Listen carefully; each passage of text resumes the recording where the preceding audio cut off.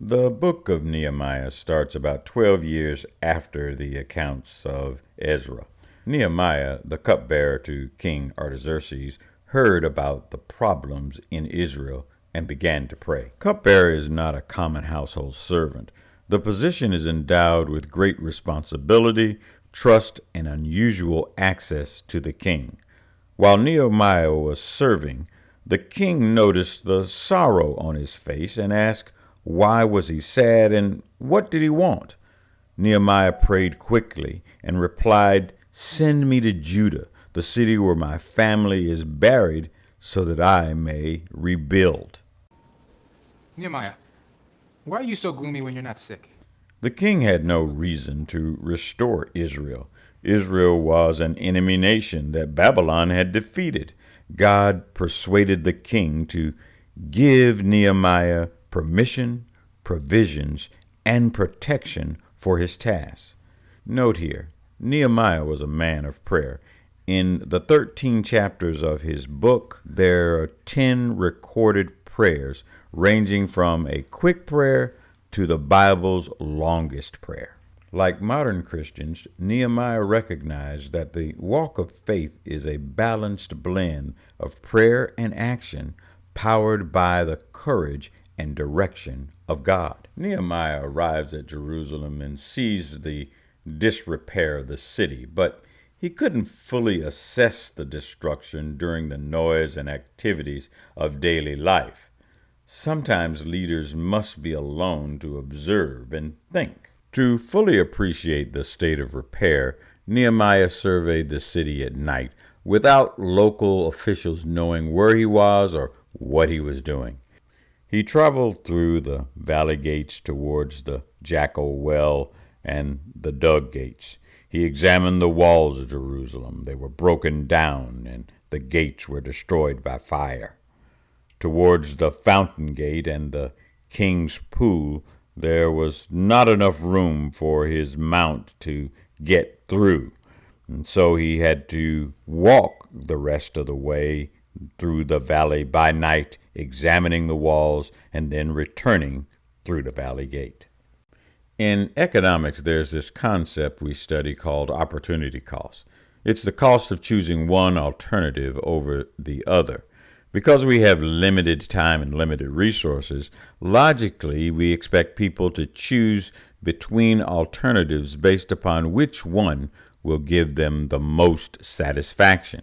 After having assessed, Nehemiah, like modern leaders today, must now motivate the people to believe that devoting resources for public infrastructure projects like a wall will provide greater satisfaction than dedicating their time and resources for individual pursuits. To do this, Nehemiah must first inspire the people into believing that they can trust his leadership. Next, he must convince the people that there is value in this infrastructure project. And third, the project must be achievable within their resources. So next, Nehemiah says, you see the trouble we are in. Jerusalem lies in ruins, gates burned with fire.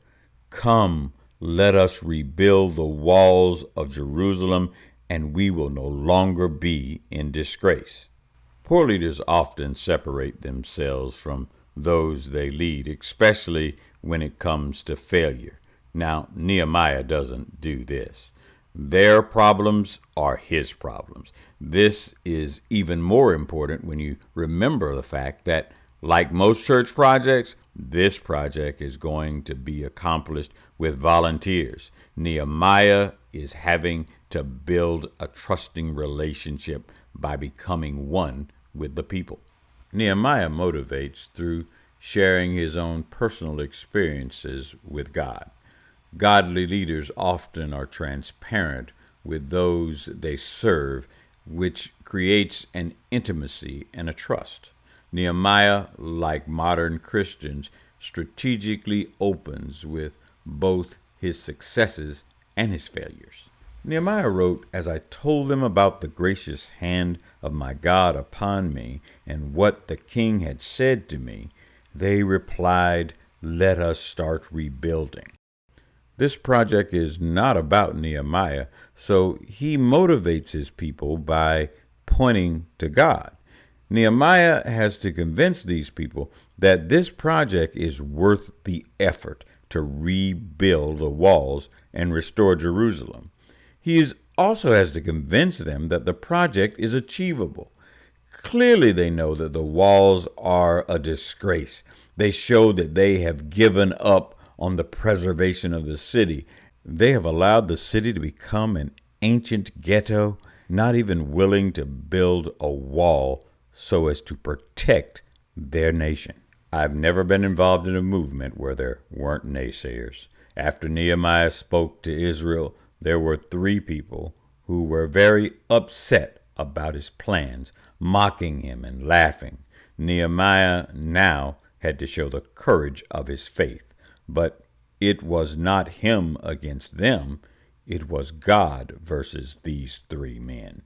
Nehemiah encouraged the people by pointing again to God and his faith, and he recounts that God's gracious hand had given him the provisions to complete the great work, and he said to them, "The God of heaven will give us success."